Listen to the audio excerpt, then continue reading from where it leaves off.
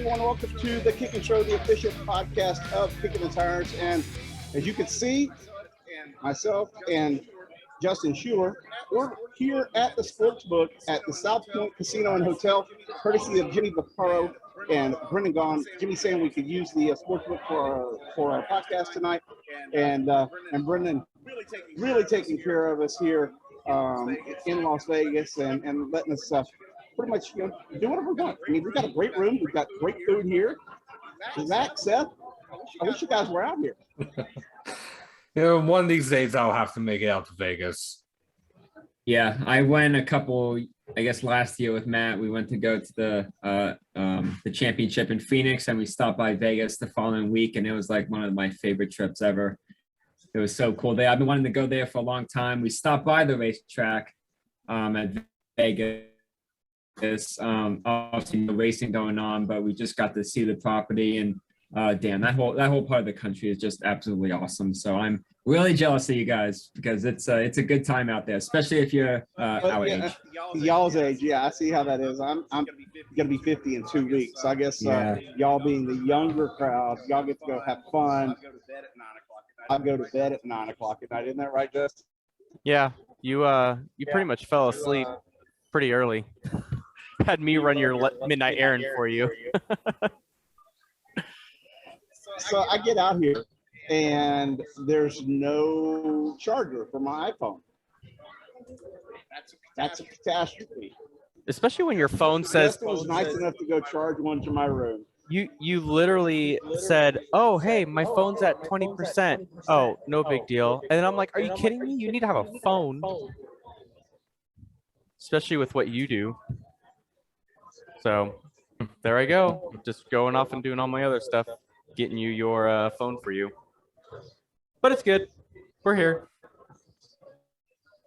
I survived riding with you today, so there is that. For you two back home, I don't know if you've ever ridden with Justin. I give you a fair warning, don't. He's a wuss.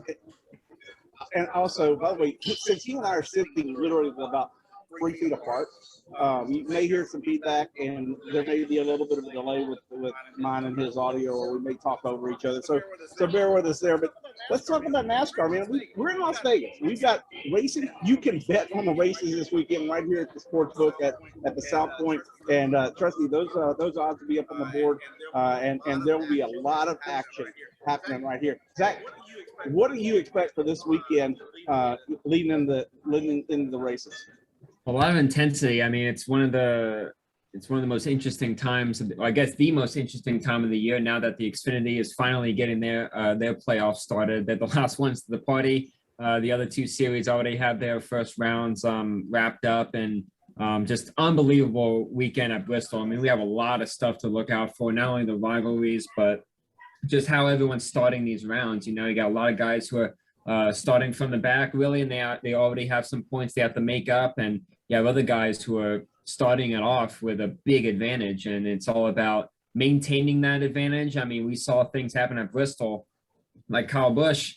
He had one tire get cut down late in the race, and you just saw the point tally go from 25, 20, 15, 10, 3, 2, and he just got out in time. I mean, that can easily happen at Vegas. It's definitely one of the more wild mile-and-a-half tracks, especially the Truck Series. I mean, that's one hell of a show every year, and we tend to see new guys get up front, in races like that. Xfinity, the most competitive series in the sport.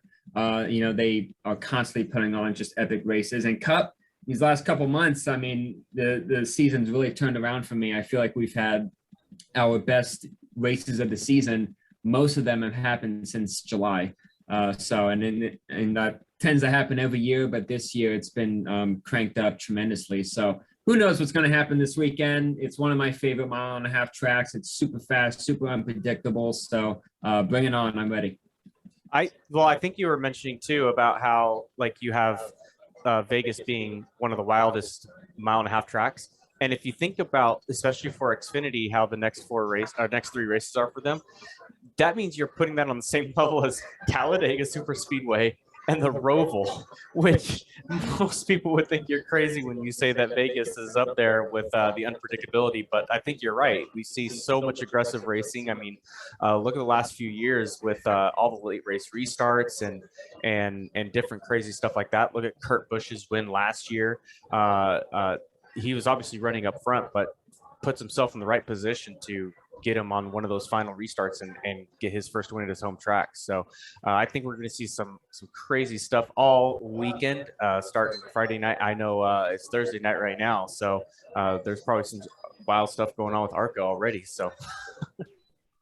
Yeah, and you mentioned like how Kurt won that race last year. That's something really important to point out. Similar with Texas. It's a track position race. So if you're able to get up front, through strategy, I feel like we're going to see a lot of people taking chances and going for it, even people who are outside the playoffs. I mean, there's a reason why this isn't a 12-driver race. I mean, we still got 40 cars out there, and everybody wants to end the season on a strong note. No one wants to go out, with, a couple months of struggling races. So this is one of those opportunity races for everybody. Seth, from your perspective, as Justin mentioned, there is racing action tonight at the Little Track with ARCA. We don't have Christian on the show. I don't know you keep up with some of that stuff anyway. Talk about your perspective from that angle, and then going into we have triple header NASCAR action, technically quadruple header NASCAR action. Well, for ARCA West at the Bull Ring at Las Vegas Motor Speedway, you have Jesse Love attempting to defend his championship from last year. I believe he just qualified second, if I was reading correctly, and Jake Drew got the pole. But also for the first time in ARCA history, you have 5 women competing in the same race. Amber Slagle, Amber Balkeen, Bridget Burgess, Mariah Boudreau, and Jolynn Wilkinson. I believe I got their names correct. But it is going to be an interesting race because there's 23 cars. I think it's the biggest field for the West Series since, I want to say, Phoenix earlier this year. And it's probably one of the more competitive. Looking at the entry list, I want to say there's somewhere around 15 to 18 competitive cars that have a legitimate chance to win on the right day. So it should be a fun race. Jake Drew, Taylor Gray, Jesse Love all qualified within 100th of each other. Wow! Oh wow! Crazy. So At the Bull Ring. At the Bull Ring. That's like World of Outlaws kind of numbers there. That's insane. Yeah, and Trevor Huddleston and Dean Thompson were also within a tenth of the 3 drivers ahead of them. So yeah, that's going to be a competitive race. But for the big track, for the truck series, it's almost like a mini super speedway for the truck series at times, the way they get into packs and the way they run there. For Xfinity, it is a little unpredictable because of the speeds. I think it was a few years ago where Allgaier and Cindric Rex taking half the playoff field with them on lap 1. And for the Cup Series, at least based on 1.5 mile tracks this year, I look at both Hendrick and Gibbs to dominate the race. For Cup? Yeah, for Cup. Why not Penske? Where's Penske at?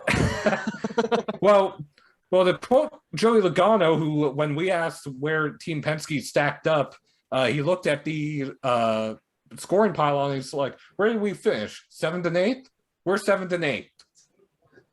Yeah, no, I agree. Especially with trucks, when they're on new tires, it's almost like I don't even think they lift. If I remember correctly, they don't lift for quite a few laps. I want to say it's almost like 12 to 15 laps at their full throttle. Yeah, so it's almost a super speedway race for them at that point. And not only that, but they can actually change lanes in the middle of the turn, and that's unheard of.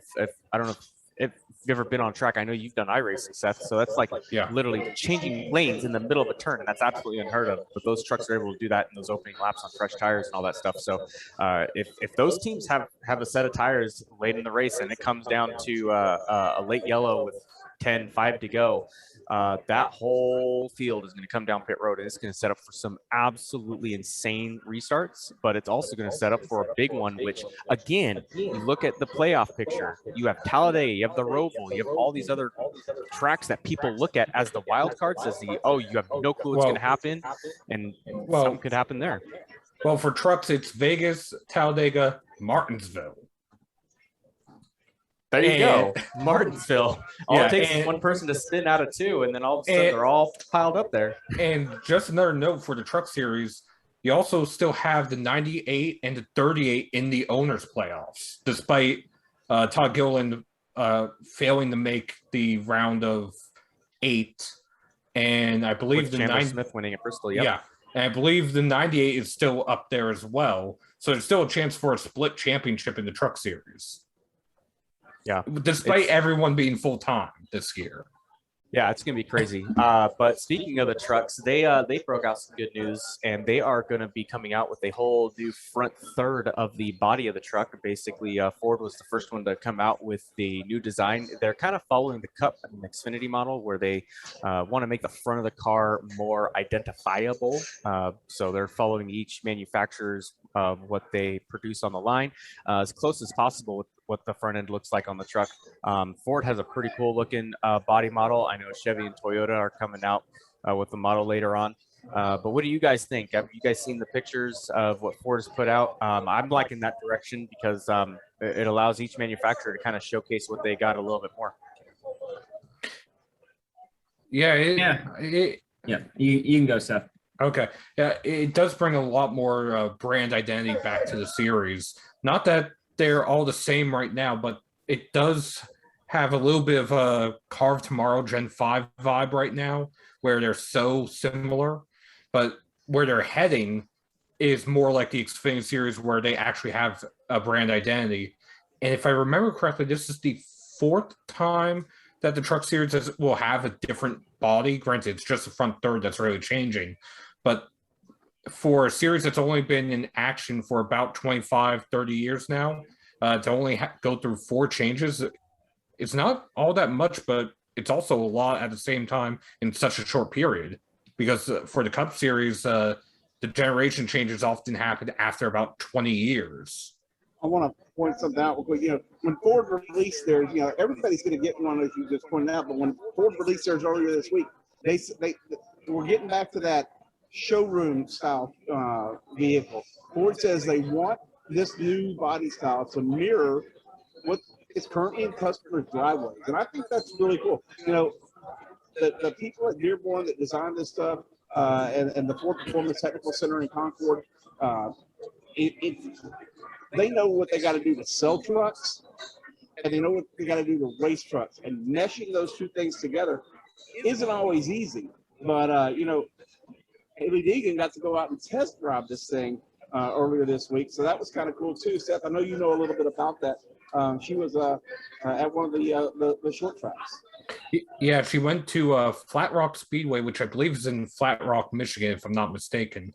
In the promo video, she hooks up her Ford F-150 to a trailer and tows the show truck, or at least that's what it looked like at first, to the track, and then just does some hot laps and goes on into the night. And they even use the promo as a commercial to show how the Ford F-150 can actually power the track lights at Flat Rock Speedway for her to continue running hot laps into the night. So they use the production truck to light the track to run the race truck. Yes. That's pretty ingenious. It's definitely one of the more creative styles of promotion that I've seen so far. Go forward with some marketing aspect. That's pretty cool. I like that. Zach, what are your thoughts? I know you followed a lot of the different identities across Cup and Xfinity. So here's Truck kind of finally following suit. Yeah, it's a step in the right direction, I would say. I'm just taking a gander at the photo right now. Nose looks awesome. I really love that. It looks bad, mean, looks pissed off. I love it. I think the most I would say the remainder of the truck, which I guess hasn't been changed, so the sides and the rear, that can definitely use more character. I feel it looks flat on the sides. That's something that I love about the next gen car. On the Cup side is that the whole car kind of looks complete. You know, from the front, the sides, the back, it just looks like a mean vehicle. This one, it kind of fades away after you look past the front tires, but I'm really happy with it. I can't wait to see what that looks like on a night race, of course. But yeah, definitely interesting how Seth said it, like how many times we've seen changes with the trucks. Not as much as I would expect, but you know, as Jerry said, it comes down to what the consumers are driving, and this is what they're driving. Then that's what I want to see on the track. So those little technical things of how I like how they look, that comes from the Ford side and what they're putting out. So yeah, I'm happy with it. It looks pretty good. I guess it kind of brings back that old lingo way back in the day, you know, race on Sunday, sell on Monday, right? Win on Sunday, sell on Monday. Although for the trucks, it would be win on Friday, sell on Monday. There you go. Actually, if it was Sell on Saturday, you could be exactly right, Zach. You could win on Friday and Sell on Saturday. Exactly. Yeah. Boom. Because most states have blue laws that don't let you sell cars on Sunday. I don't know if y'all knew that. At least Texas does, and several others around the North Carolina is one of them. Yeah. So blue laws suck, just for the record. You know what you can't buy in Texas on Sunday? You can't buy this stuff. This is Brennan Gaughan's City Light Shine Moonshine. But I walked up to the bar and they just gave me a bottle. And they're like, "Hey, can I borrow a bottle of moonshine?" That's how you know hospitable they are here at South Point Casino. They gave me a bottle of shine to use for the show. But if you want some, you can get some in the gift shop, or you can actually win this stuff with your player's card. If you gamble enough with your player's card here at the South Point, doesn't matter if you win or lose. If you accumulate enough points, you can get one of those bottles for free. I know I have 6 of them at my house. I was gonna say that's how you got this one. Yeah. I think Jerry's trying to remind me of how much I've lost already, right? So if I lose a little bit more, then I can get some makeup of like, here's my crying bottle of medicine. I have 6 bottles. Meanwhile, I was sitting here thinking he just said to Brendan, "Put it on my tab." No. Seriously, I did. I walked up to the bar. We're here in the sports book. For those that just tuned in, we're here at the sports book at the South Point Hotel and Casino. And you know, in the background, you can see the betting boards and the TVs and all of that. But I walked over to the bar and I asked them, I said, "Hey, we're doing the Kicking the Tires podcast show, the Kicking Show. Can you let us borrow a bottle so I can talk about it?" And of course they did. You know, they handed it right to me. The cool thing about the South Point, and you know, this place has a bowling alley. It has a movie theater. It has a rodeo arena. It has a casino. It has 11 different restaurants. Okay, and I said a bowling alley. They have 64 lanes of bowling here. They have 11 screens. I mean, 11 screens for a movie theater. That's more than some of the towns that I used to live in that had movie theaters there. So there's all kinds of stuff going on here. We've got, they've got a spa. They've got, I mentioned the restaurants. They got bars everywhere. So if you're in the bars, they've even got a Starbucks. New to South Point Hotel and Casino is a Starbucks when you walk in the front door. That wasn't there before. So, thanks Brendan Gaughan and everybody here, and John at the reservations area for taking care of us and hooking up, kicking the tires. We'll be talking about them throughout the show, but I want to move on. Seth, talk to us a little bit about some iRacing stuff that's going on. And I know you kind of need to recap a few things because we skipped over it last week. Yeah, first I'll recap Bristol, which was last week. Keegan Leahy from 2311 Racing was in a must-win situation because he honestly had a miserable Darlington race. After leading the first half or so, he got caught up in several wrecks and ended up, I think, 32nd, and he was about 32 points out of the championship 4. Well, he delivered. He won practice, won qualifying, ran the fastest lap, led every lap, and won the race at Bristol. He led every lap, all 250, which that's difficult to do, especially with only 3 cautions. He just dominated the race, and he he is now in the championship 4 along with Bobby Zelensky. There's 2 spots left, and next race is Talladega. But the other notable thing from Bristol, Ryan Luza, who lives in Cypress, Texas, because of Hurricane Nicholas, he actually lost power and was running the race thanks to a generator from his late model team hooked up to an emergency backup power supply that was beeping every 5 minutes during the race for him. And he finished 3rd in the race despite having no power, no air conditioning, and a loud electric beep every 5 minutes about 2 feet away from him.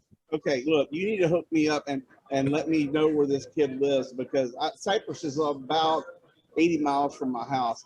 If I'd have known that, I'd have gone over there and brought another generator for him. I mean, these are things I need to know. I didn't know he didn't have power until race time. He didn't tell anybody.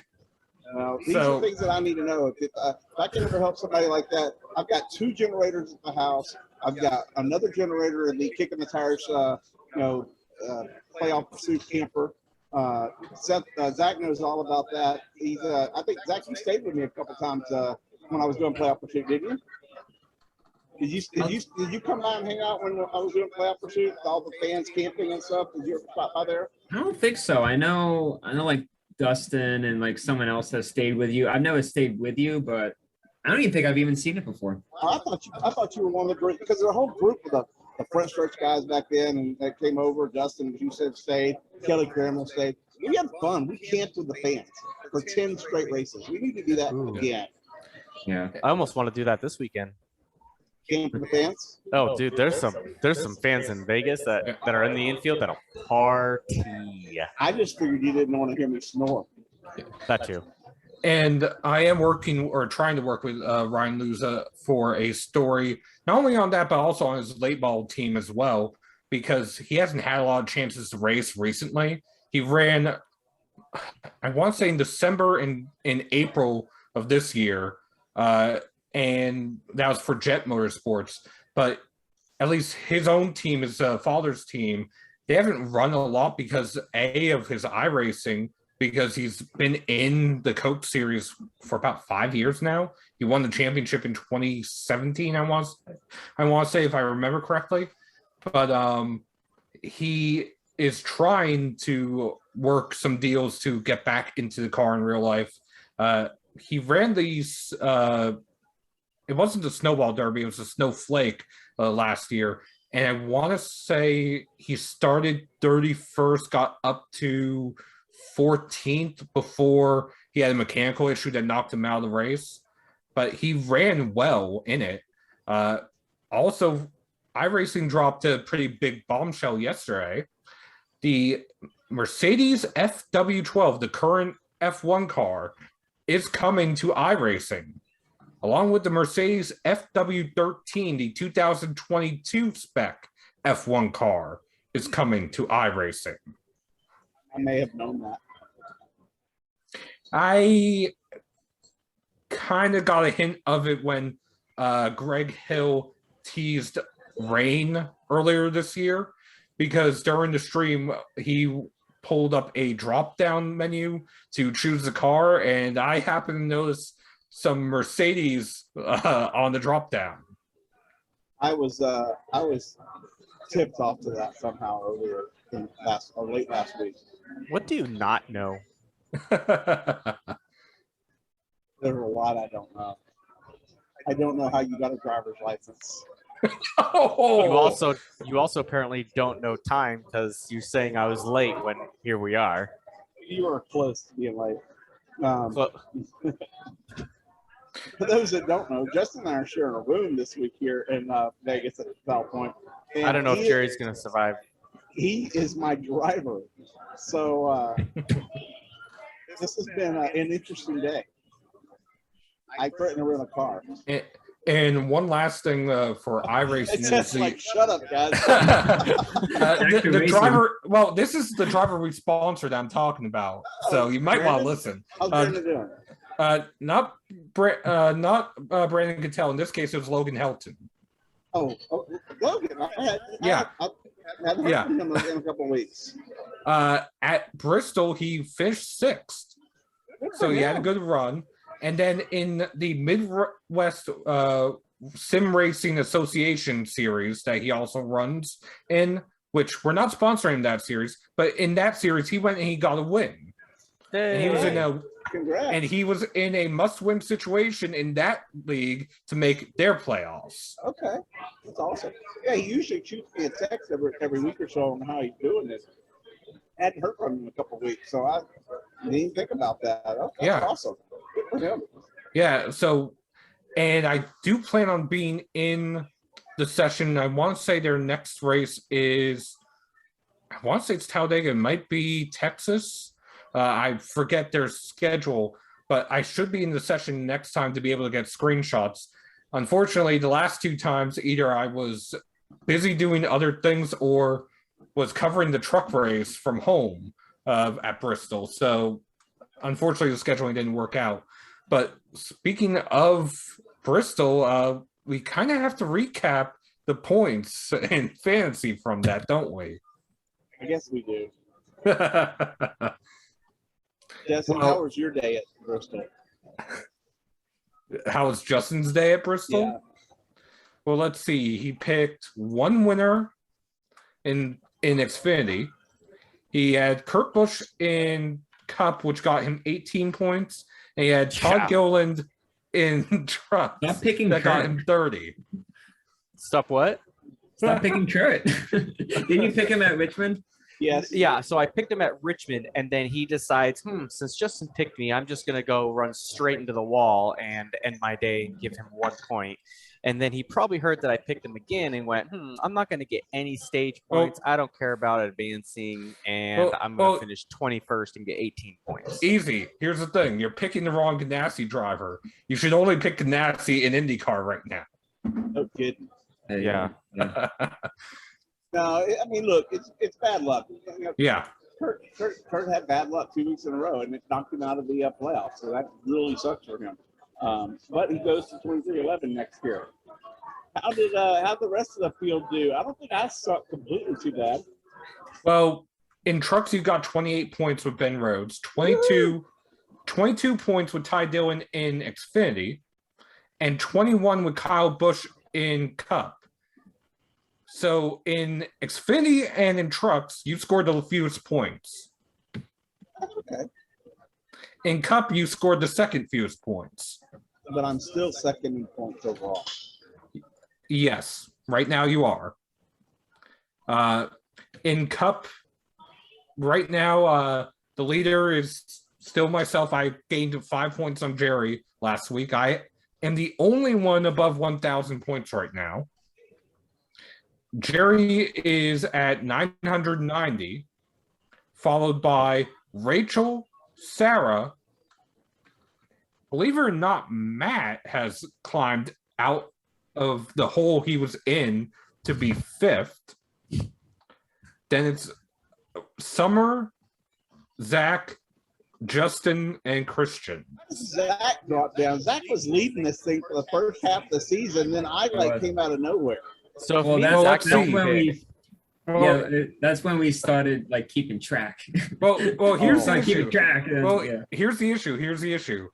In the last 7 races, Zach has had 2 picks that DNF'd, that's Justin had 2 picks that DNF'd immediately. Zach, meanwhile, just had a string of bad races: 14 points at Michigan, 18 at Daytona, 9 at Darlington. And all those picks got wrecked at the end. Yeah. Summer doesn't pick, and she gets 10th place every week. Good for her. Well, that's what we right now, yes. Right now, yes, but next season that'll be 25th. Yes. She's not worried about next season.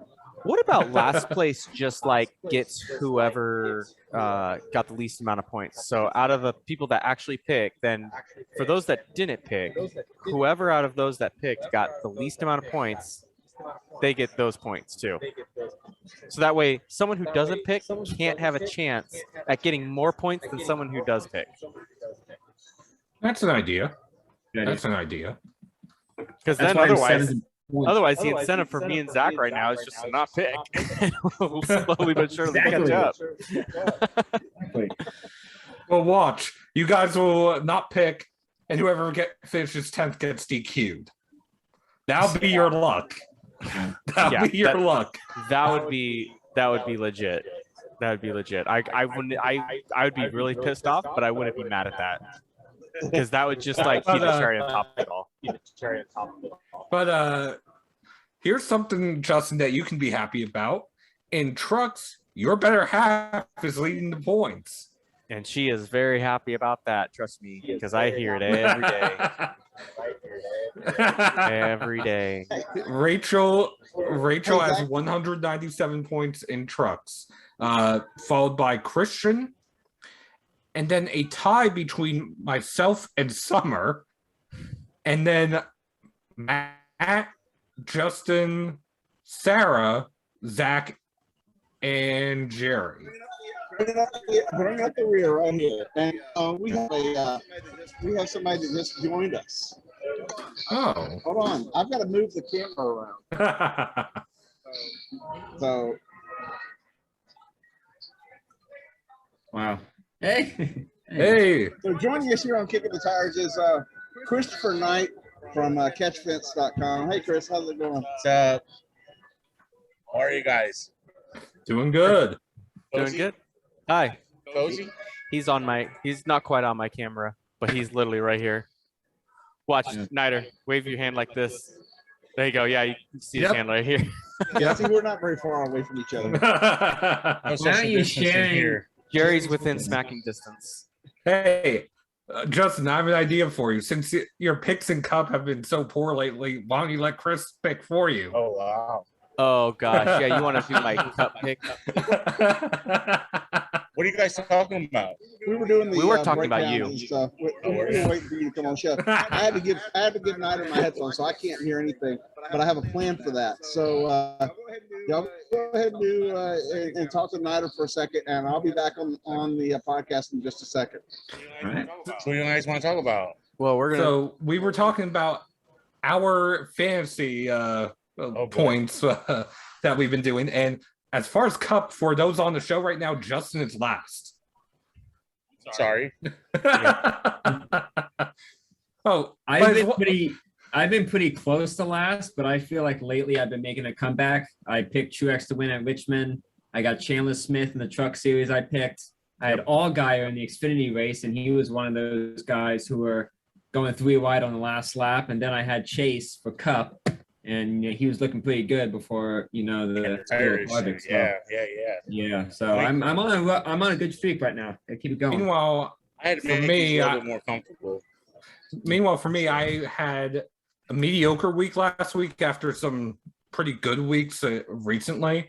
I had John Hunter Nemechek in trucks, Ty Gibbs in Xfinity, and Joey Logano in Cup, which they all netted me about 30 to 40 points each, but it still wasn't the most. Justin's better half, Rachel, scored the most points this week, picking Larson to win in Cup, Gregson in Xfinity, and Sheldon Creed in trucks. So she maxed out on stage points, essentially. I think Kyle Larson's a good pick for this weekend. Obviously, you have to go back with Kyle Larson for this weekend because he's the most recent winner in Las Vegas, right? But I think this is going to be a pivotal race in the NASCAR Cup Series this weekend, especially for the guys like Team Penske and Joe Gibbs Racing. You got to come to the table now and put yourself in a position so that if you have problems at Talladega in the Roval, that you have had an opportunity to get yourself into that next round of 8 because you won in the opening round of 12. So, and especially like what you're talking about, like all those guys that are right there on the points bubble, because you obviously have Hamlin and Larson who are way ahead with all their stage wins and Larson with all his race wins and all that stuff. They're sitting comfortably. I'll just keep it at that. They're sitting somewhat comfortably, but I mean, you have like only one stage separating 5 drivers, and then 2 stages separating the rest of the field. Yeah, I got you. I'm thinking like Kevin Harvick, a guy that many thought that he would probably be gone after this round, made it through this round because he had a very solid round of 12, or a very solid round of 16, and he's got to put himself in a position to have 3 very strong weeks to carry him into the round of 8, because he virtually, I think he has 1 playoff point, and that's not a whole lot compared to what guys like Denny Hamlin and Kyle Larson have. Well, and Seth, you were talking too about, or Zach, you were talking about Bristol, where you have some guys who are up at the front, competing for the win, then all of a sudden, flat tire. Kyle Busch having to come down pit road. See Denny Hamlin having to come down pit road. All that stuff. So you're talking, like you said, you're talking about Talladega and Roval being the wild cards. Hey, we're in Vegas. Play that wild card now. And we've seen this Las Vegas race be a wild card. This fall race at Las Vegas, when the intensity and the playoffs are on the line, we've seen this Las Vegas race literally turn itself upside down. And I don't think that there's any reason we can't see that happen on Sunday. Yeah, and I talked about how important track position is going to be. We're going to see a lot of aggression with strategy. But honestly, the first race at Vegas this year was one of my favorite Cup races ever.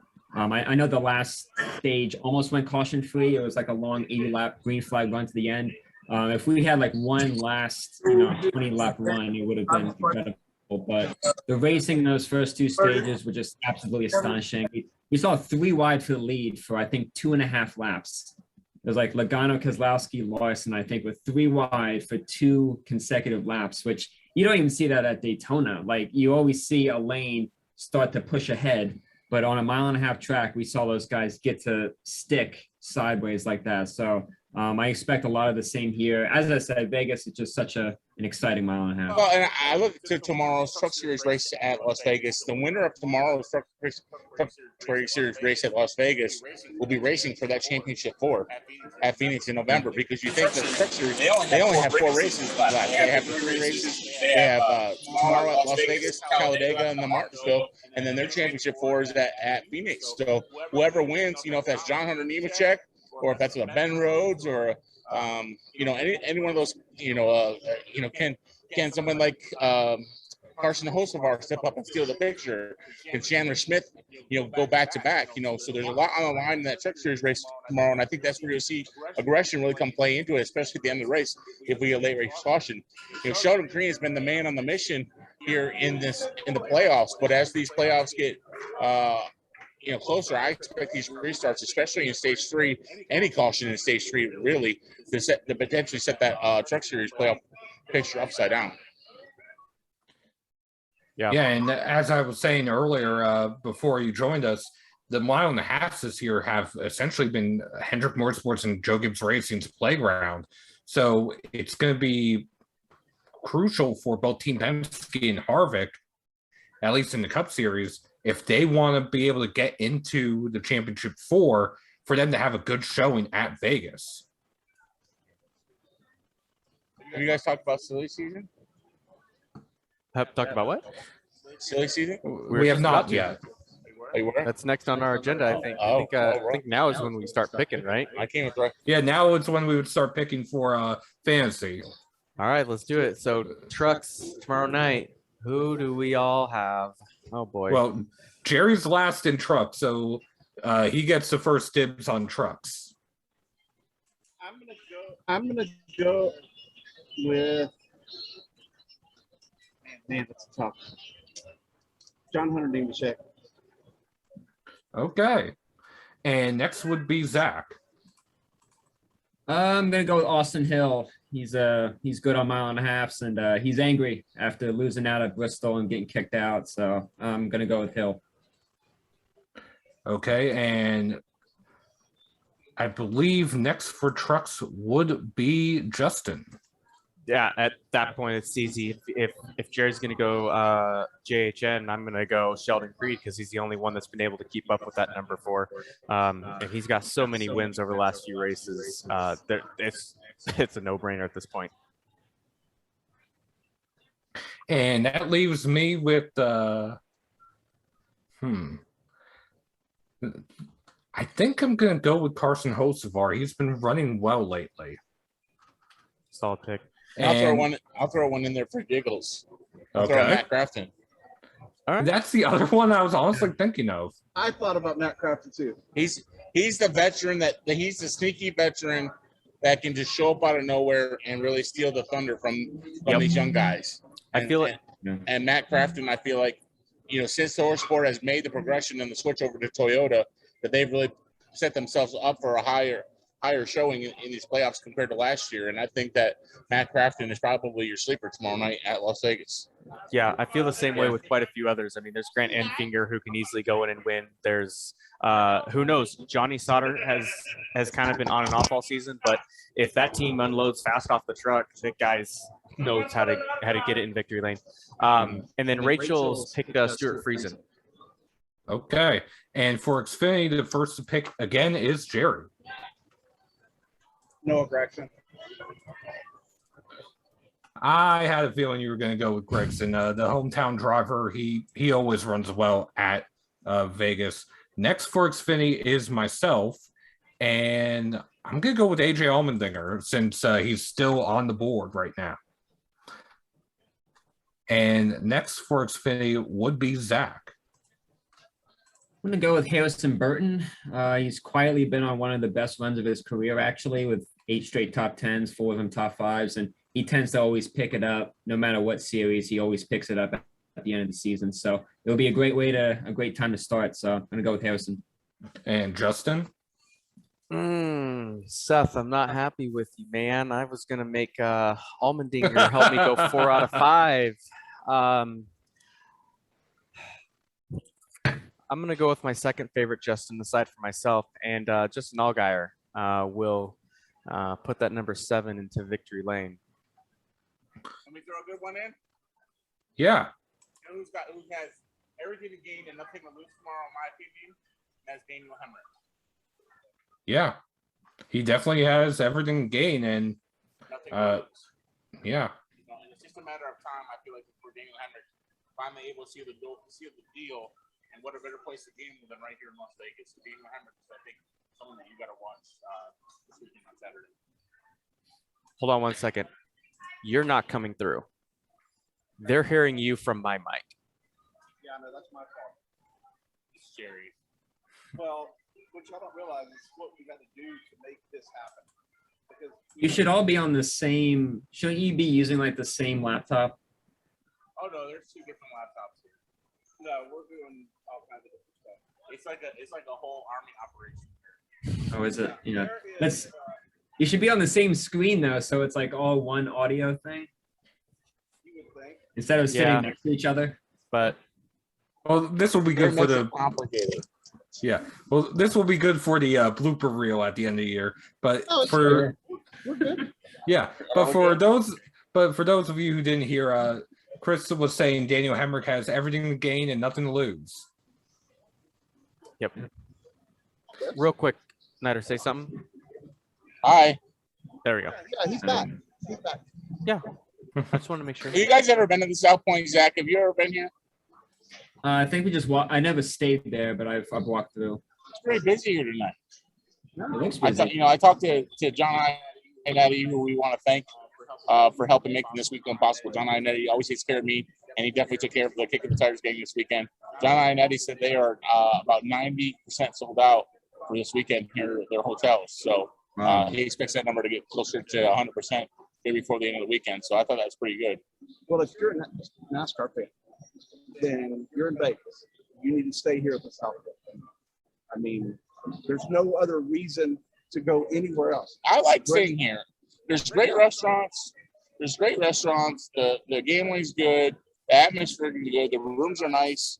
I like being off the strips. You don't have to deal with the traffic is what I like.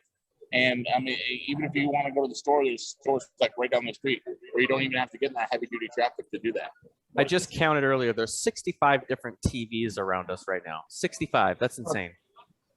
Oh, there's way more than that. Oh, no. What I'm saying is around us. Just here. There's, like I said, there's plenty more. But I mean, you got Thursday night football tonight. You got NASCAR all weekend in town. Then you got finale. You got baseball coming up at the end of their season, and there's lots of close. IndyCar finale Sunday. Yeah, out in Long Beach where I live. Yeah. So And Justin, Isn't it golf weekend too? I don't know. I don't really follow I golf. was gonna say, and F1 is in Russia, I believe, this weekend. If the track's still not flooded. Okay, a guy from Britain won the British Grand Prix. Was it last weekend? The countryman from 2 weeks ago, it was Daniel Ricciardo, who's half Italian, won the Italian Grand Prix. So now they're racing in Russia. And what do you think the chances of Mazepin are to win the race? My gosh. I think there's a better chance of Kvyat subbing for one of the Alpine drivers and winning. Yeah. No offense to Haas, but they're the slowest car on the grid this year. But didn't he get re-signed today? Yeah, they did. Both Mazepin and Schumacher. Yeah.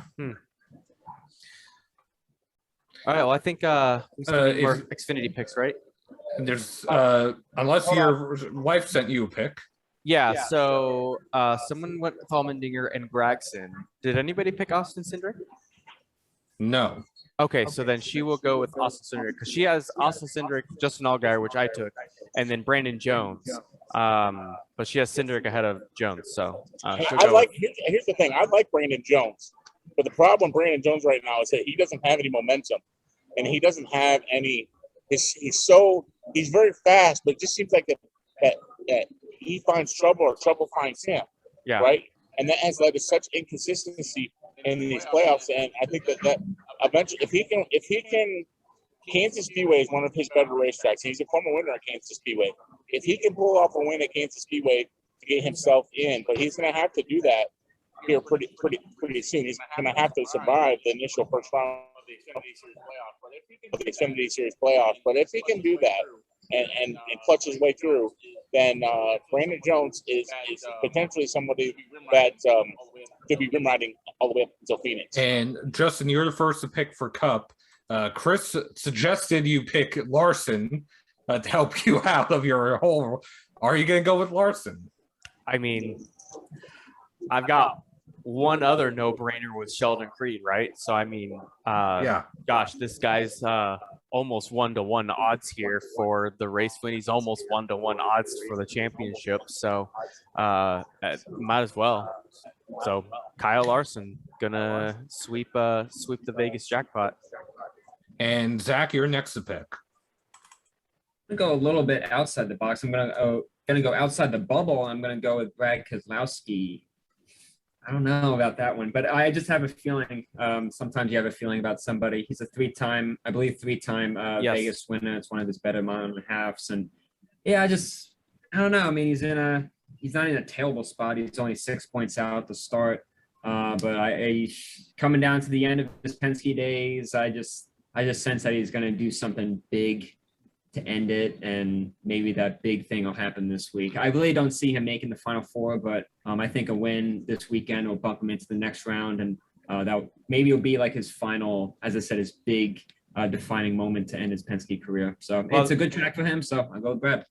Well, I was going to say, out of the playoff drivers, Keselowski has the most wins. No one else has 3. Yeah. And Jerry, what about you for Cup picks? Because Shell has been so well to us here at Kicking the Tires, I'm going to go with Joey Logano. Okay, then. And I'm also going to go a little outside the box, and like what Zach said, when you have a feeling about somebody and you just have to go with them, I'm going to go with Alex Bowman. Ooh, 4 wins on this season. That, and also he's consistently gotten better at Vegas in every single race since he started with Hendrick. And I believe the last one he finished, I want to say, was 12th. So if he continues that improvement, he should at least get a top 10, if not a top 5. Yeah. Good logic. And Chris, Bowman's been solid all year too. So. And Chris, I know you talked about Larson, but who else do you like for Vegas? Big Blaney. So we have all the Penske guys and no. I like Blaney. I feel like Blaney's the best of the Team Penske organization right now, right? I really do. I feel like that Blaney, I really feel like that Blaney has really stepped up to the plate when he needed to this year, right? And I feel like a lot of people were waiting for that to happen with Ryan Blaney, and he's delivered this year. And I think that I just, I understand Zach's pick for Brett Keselowski, but I just don't know if the team is focusing on that 2 car. I think that ship has already sailed per se, and then they're already focused on making sure that the guys that are staying with their organization, such as Logano and Blaney, are doing everything they can to make it to the round, to the final round. Now, the only plus on Keselowski's deal is that he's going to be a factor next weekend at Talladega. He always is. You don't have to have the bells and whistles at Talladega to be a factor. Keselowski is one of the best plate racers in the Cup Series. So, but as far as Team Penske is concerned, I will put money on Blaney all weekend long. Well, it's funny because you mentioned Blaney, and it's like 5 races before the playoffs started, he was like a 9th, 10th seed, much like the realms of where Logano and Keselowski was. But then he goes on that 5-race streak to end the regular season, and now he's the 2nd seed going into the playoffs. Like, I don't think anyone saw that coming. I just think that this is one of the scenarios where momentum is everything, right? Momentum can propel you and make you focus in ways that you've never focused before. And for Ryan Blaney, he doesn't seem to be catching himself up in any drama or shenanigans. He's really focused. He's doing what he needs to do to prepare for these races. And fortunately for him, the 12 team is clicking right now, And I think that's a great thing. The unknown for Ryan Blaney is Jeremy Bollins is leaving at the end of the year, right? So what's going to happen with Jeremy Bollins is pretty cheap, right? Yeah. All right. Yeah. So Jeremy's leaving at the end of the season. So I think the other one. What? Brad's crew chief's leaving too. Yeah. Todd Gordon. Yeah. Todd Gordon's leaving. It's Todd Gordon. Are they both leaving? Todd Gordon's leaving. Todd Gordon's leaving. That's what I'm Todd's thinking of. I'm not thinking of Jeremy Bollins. Yeah. So excuse me, but Todd Gordon is the one I'm thinking about. But as far as Blaney is concerned, I just think that he wants. I think he knew the pressure was on him to perform this year, especially when it got to playoff crunch time. And I think he's doing exactly what Roger Penske expected him to do, and he's doing that. And Justin, did Rachel send a Cup pick? Yeah, she's going to go kind of what you guys have done, a little outside of the box there, and she's going to go with Kevin Harvick. Wow. Okay. That was actually her first pick that she sent over. Like, she wanted Harvick first, over Truex, over Blaney, over Logano. Which I think if you're going to pick Harvick, this is the time to pick him because Bristol's I've been pissed. Yeah, Bristol's made him pissed. Yeah. And a happy Harvick is fun to watch, and a pissed Harvick is really fun to watch. Blast. When was the last time that we've seen Harvick that pissed off? I don't think ever. Martinsville in the truck race. Yeah, Martinsville trucks. I don't even know. I don't even think he was that pissed off. I really think it was the Biffle days when him and Griff Biffle went at it. Oh yeah. Oh yeah. I think this was. Remember, he waited for him until the race was over with, and then he went after him. Didn't him and Gordon get into it one year too? Yeah, I think. Yeah, I mean, He's had it with everybody, Yeah. but I don't think he's ever said he wants to rip someone's head off. And then he slams his helmet on the roof and showing. And I feel bad for that helmet. Yeah, I feel I feel bad for his glasses that Oh, he yeah. shattered with the helmet. That's what I was trying to get to. I feel bad for the glasses. I thought Did they break? Fixing the Yes. Did they Yes, break? they did. They Yeah. did. Oh, If you they- watch Oh, the his replay- glasses. Oh, Yeah. Yeah. But wait, when did Harvick start wearing glasses? I think he's like a lot of these guys. You don't notice that they're wearing glasses until after the race, or even if they've got an onboard camera. or unless unless you're Joey Logano and you just put him inside your helmet. Yeah, I mean, there's a lot of these guys that have, I think isn't Denny Hamlin even been shown to be wearing glasses a little bit? Once or twice at least. Yeah, once or twice. I think I've even seen Denny Hamlin in glasses. So I think obviously age is catching up to some of these guys, and hey, I'm cool. I'm 4 eyes, so go with it. Well, guys, I'm gonna go have fun. So y'all gonna continue this without me, or Where are you gonna go have fun? Well, he has a whole Right. bottle of fun right there. I noticed, but this is your job. Yeah. I think he's recruiting you to take over for a little while. I'm gonna go pay for this so that I can go have fun. You didn't pay for it? No, How'd you get it over here? they gave it to me. Who did? The bar guy. To borrow, not to Yeah. give.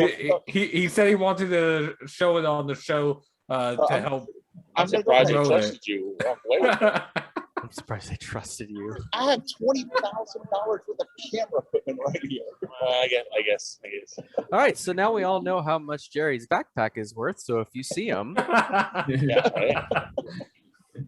You really should see. It's a site with all the computers and brackets and cameras and phones. we and have microphones. everything but like one of those big like portable mixing boards.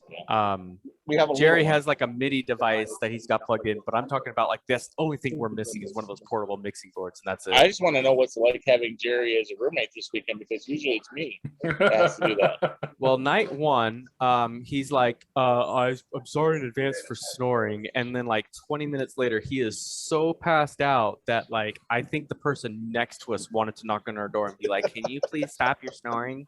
That just means he's tired. Yeah. Oh, It'll be calmer when he's not tired. I promise. I just turned down the room so cold that he actually, if you turn down the room cold enough, he'll actually snore softer. oh, okay. That's a good trick to know. Yeah. He, when we first came here, they only had king sized rooms available as far as like their first set of rooms they were looking at. And we look at each other, we're like, 2 queens, please. So, but it's fun. So, big thanks to Brennan Gone, to Jimmy Ricardo here in the sports book, John Iannotti. John, I am Nadi. John I am not. John Iannotti. So the echo is throwing me off. That's my head. Yeah. Anyway, Yeah, John Iannotti is the front desk manager here at South Point Hotel and Casino. He deals with a lot of the teams, and he's been very gracious to deal with us. You know, I even saw Brendan today and thanked him for, you know, it's nice to see Brendan Gone here, you know, out and about here. And let me tell you, South Point now has Starbucks open 24 hours a day. So that's just another reason why you need to come stay at the South Point, because they have Starbucks open 24 hours a day. As I said, if you're a NASCAR fan, you need to be here at the South Point. Best casino for sports fans, for NASCAR fans, for rodeo fans. This is the place right here. Stay tuned. Silly season about ready to skyrocket off, and there is going to be some huge surprises that I think will tear social media apart. I've heard there's going to be a couple of big things happen. I tell you, in the Truck Series and the Xfinity Series, some may get announced soon, some may get announced later, but there's a lot of stuff going on right now, and I think there's a few huge surprises. And I might mention this tomorrow on Twitter, but I think there's a few huge surprises that's going on. Some surprises that I didn't even expect to happen are happening, and if they're able to execute and get the deals done, I think it's going to take a lot of people by surprise. Yeah. I have one shout out. Booty Parker on the box for the 23. Yeah, I was surprised by that. I really was, because I really thought that he left his crew chiefing days behind him when he was done with Ty Dillon at Germain Racing. Look, I think Booty Barker's been around the industry for many, many years, many, many decades, and I think he's plenty capable. But I'm just worried about what happens to the stability of that race team if they're not performing up to the level. Is it going to be driver bait? Are they going to blame the driver? Are they going to blame the crew chief? Who's going to take the fall if that team doesn't step up to the plate and start performing like we expect them to on a weekly basis? It's not going to happen this year. It'll happen next year. Do you think it will? Yeah, it'll be next year. He's going to be fine this year. This is going to be when they bring Kurt on. That's going to be the mentorship to bring that whole organization. But there's no guarantees that Kurt Busch coming to 2311 is going to propel that 23 team to move forward. I think if anything else, if Kurt Busch comes to 2311, he's going to run so well enough that's going to do nothing but maybe force Bubba to have to drive harder every week, and that could be a recipe for disaster. Yeah, but Bubba can drive. I think giving someone a push is a positive. I think if you give someone an extra gear to find, you know, if they feel like they're being, you know, incentivized by a teammate, you know, I think Kurt is a tremendous teammate. He's been around for 20, 25 years in this sport. He's a champion, of course, way back, but every single year, no matter what team, you know, maybe not Furniture Row, but like every team he wins with, you know, at least once a year. And I don't see that stopping. You know, it's going to be a new a new venture for him. There's going to be a lot of difficulties, but I think with them having a year in the books, they have a little bit of a notebook for next year, but then again, it's a new car. So who knows, what drivers are going to do well. Kurt Busch being a part of 2311 has the potential to be a booster for the 23 team, or it has the opportunity to be a disaster depending on what is going on and how the performance goes. Yeah. Well, let's wrap it up. We'll see you guys next week right here on the Kicker Show. We'll be back in our regular respective homes and wherever we do the show from. So you won't get the echo. And we appreciate you guys tuning in.